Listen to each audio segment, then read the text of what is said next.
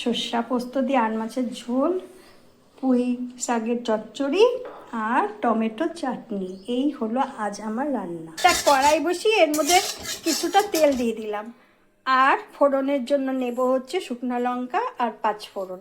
তো দিয়ে দিলাম আমি, দিয়ে এটাকে একটু নাড়াচাড়া করে নিই। ফোড়নটা যখন সুন্দর করে ভাজা ভাজা হয়ে যাবে, এতে তুমি কেটে রাখা গাজর, আলু আর মূলো দিয়ে দিলাম।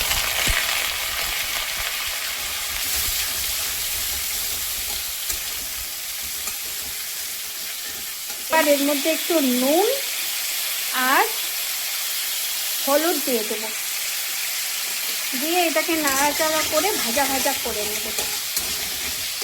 আরও কিছু এর মধ্যে আমি তরকারি দেবো, কিন্তু ওগুলো কুমড়ো বেগুন, তো এগুলো একটু পরে দেবো। এগুলো একটু ভাজা ভাজা হয়ে যাক।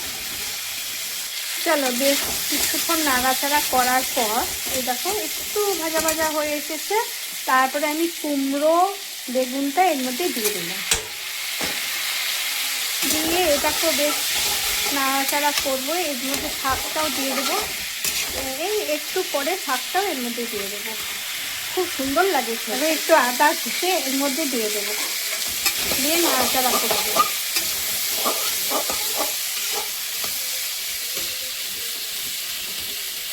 এরপর একটু টমেটো আর পুঁই পাতাগুলো এখানে, পুঁই শাকগুলো এখানে দিয়ে দেবো।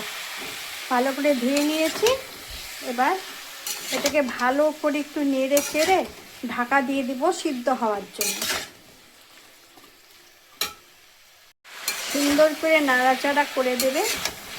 কিছুক্ষণ নাড়াচাড়া করে এবারে একটা ঢাকনা দিয়ে সুন্দর করে ঢেকে দেবে। সেদ্ধ হতে দাও, সেদ্ধ হওয়া পর্যন্ত একটু অপেক্ষা করো। তো সেদ্ধ কতটা হলো এবার চলো দেখে নিই। এরকম কিছুটা সেদ্ধ হয়ে এসেছে।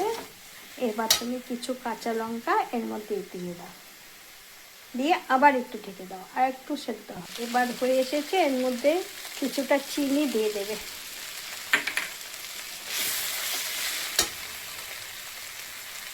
কাঁচা লঙ্কা চিড়ে তো আগে দিয়েছি।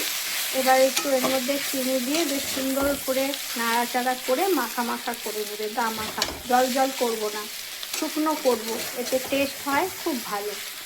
দেখো সুন্দর মাখা মাখা হয়েছে পুরো।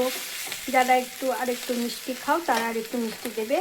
এরপর এর মধ্যে একটা ভাজা মশলা সুন্দর করে ছিটিয়ে দেবে, ব্যাস স্বাদ দ্বিগুণ বেড়ে যাবে। এটাই ছিল পুঁই শাকের রেসিপি। খুব টেস্ট হয় খেতে, তোমরা একবার করে দেখো বাড়িতে। তো চলো, ভালো লাগলে একটা লাইক কমেন্ট শেয়ার করে দিও।